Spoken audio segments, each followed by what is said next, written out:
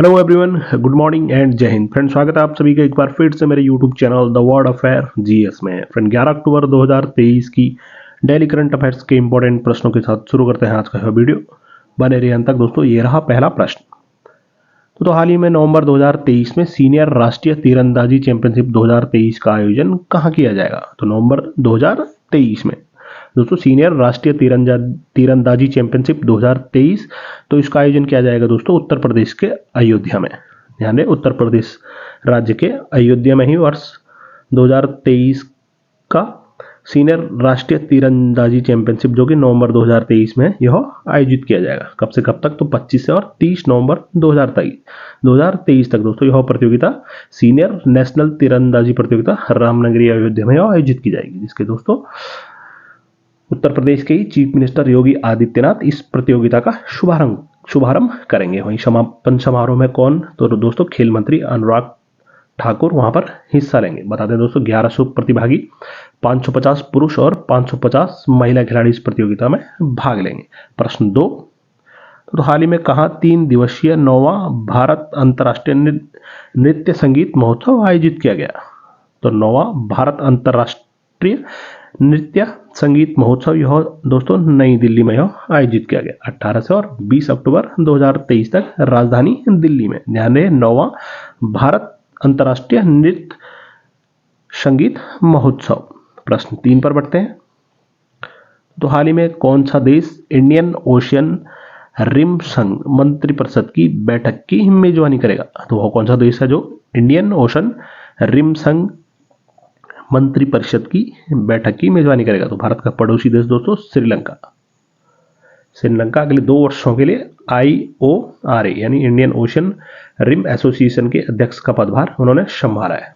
कब इसकी स्थापना होती है दोस्तों इंडियन ओशन रिम एसोसिएशन की? तो वर्ष 1997 को। तो हाल ही में भारत और श्रीलंका के बीच भारत के नागपट्टिनम तमिलनाडु में स्थित और कांकेशथुराई जो कि श्रीलंका में स्थित है, इन दोनों को जोड़ने वाली दोस्तों नौका सेवा हाल ही में प्रारंभ हुई है। तो ध्यान है भारत और श्रीलंका के बीच। वहीं इंडियन ओशियन रिम संघ का अध्यक्ष अभी कौन बना है? तो दोस्तों वह बना है श्रीलंका देश। प्रश्न 4, तो हाल ही में किसने अपनी नई पुस्तक the book of life my dance with Buddha for success launch की है?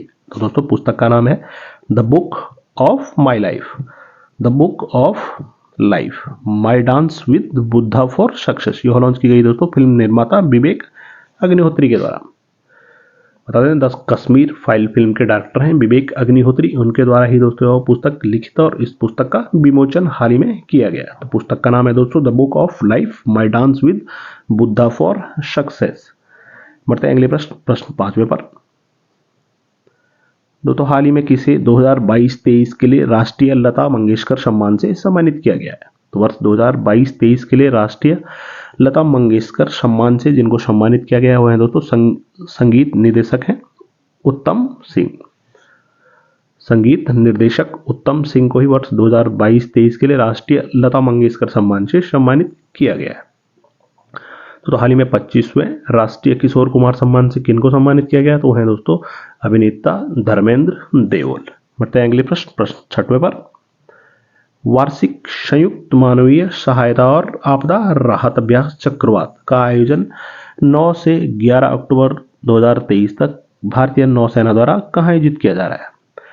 तो एक्सरसाइज चक्रवात क्या है? तो वार्षिक संयुक्त मानवीय सहायता और आपदा राहत अभ्यास, जिसका नाम क्या है? तो चक्रवात का आयोजन कब से?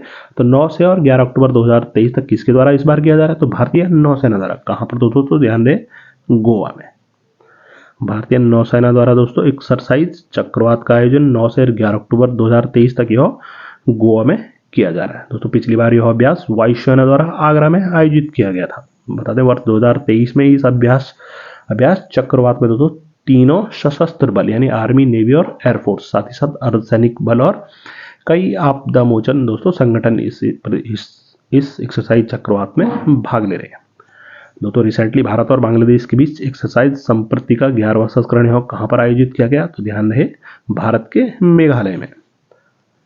प्रश्न 7, तो मिजोरम, छत्तीसगढ़, मध्य प्रदेश, राजस्थान और तेलंगाना में विधानसभा चुनावों के लिए वोटों की गिनती कब होगी? बहुत ही महत्वपूर्ण।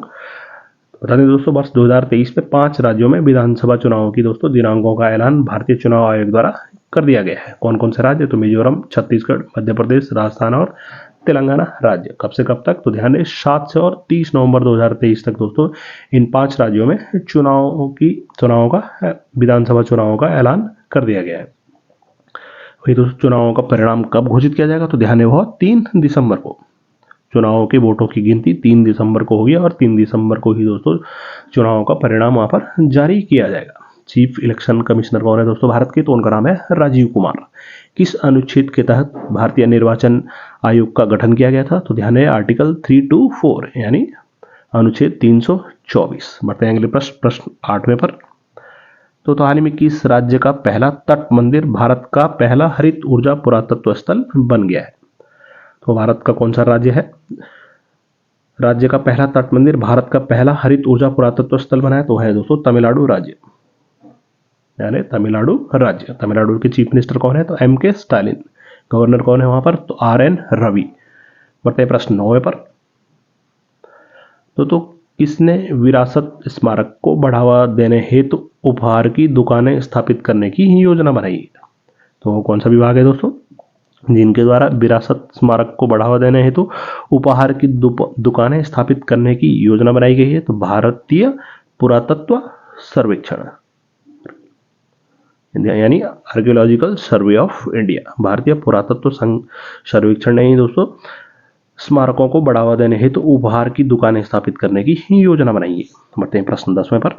तो केंद्रीय गृह एवं सहकारिता मंत्री श्री अमित शाह ने कहा मध्य क्षेत्रीय परिषद की 24वीं बैठक की अध्यक्षता की? तो केंद्रीय गृह मंत्री कौन है? तो श्री अमित शाह। उनके द्वारा दोस्तों मध्य क्षेत्रीय परिषद की 24वीं बैठक की अध्यक्षता कहां पर की गई? तो बता दें दोस्तों उत्तराखंड के नरेंद्रनगर में। उत्तराखंड राज्य के नरेंद्रनगर में ही मध्य क्षेत्रीय परिषद की 24वीं बैठक की अध्यक्षता भारत के केंद्रीय एवं सहकारिता मंत्री श्री अमित शाह द्वारा हाल ही में की गई। दोस्तों भारत का पहला प्लास्टिक कचरा बैंक यह कहां पर? तो दोस्तों उत्तराखंड के देहरादून में। वहीं कार्टोग्राफिक संग्रहालय कहां पर खोला गया? तो दोस्तों यह भी उत्तराखंड राज्य के मसूरी में हाल ही में खोला गया। प्रश्न 11वां। तो विश्व मानसिक स्वास्थ्य दिवस यानी वर्ल्ड मेंटल हेल्थ डे प्रत्येक वर्ष किस तिथि को मनाया जाता है? तो बहुत ही महत्वपूर्ण, वर्ल्ड मेंटल हेल्थ डे यानी विश्व मानसिक स्वास्थ्य दिवस यह 10 अक्टूबर को मनाया जाता है हर वर्ष। तो इंडियन एयरफोर्स डे कब मनाया गया? तो ध्यान दें दोस्तों यह मनाया गया 8 अक्टूबर को। हर वर्ष 8 अक्टूबर को इंडियन एयरफोर्स डे यह मनाया जाता है। वर्ष 2023 में दोस्तों इंडियन एयरफोर्स डे यह कहां पर? तो ध्यान दें दोस्तों प्रयागराज उत्तर प्रदेश में यह संपन्न हुआ, जिसमें परेड का नेतृत्व किसके द्वारा किया गया? तो ग्रुप कैप्टन शैलजा धामी द्वारा। वहीं दोस्तों इंडियन एयरफोर्स के नए फ्लैग का अनावरण भी किया गया किनके द्वारा? तो ध्यान दें air chief marshal VR Chaudhary द्वारा। अगला प्रश्न 12वां।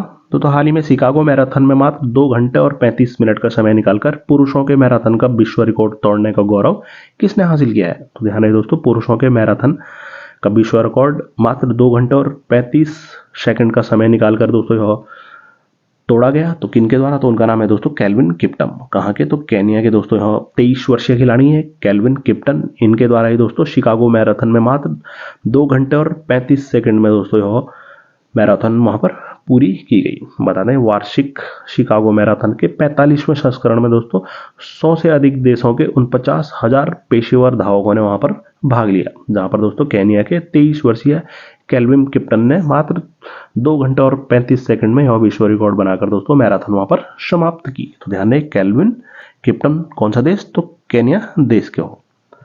प्रश्न 13वां। दक्षिण अफ्रीका के किस शहर में महात्मा गांधी की 8 फुट ऊंची प्रतिमा का अनावरण किया गया? तो वह है दोस्तों जोहानसबर्ग, यानी दक्षिण अफ्रीका के जोहानसबर्ग में महात्मा गांधी की 8 फुट ऊंची प्रतिमा का अनावरण किया गया।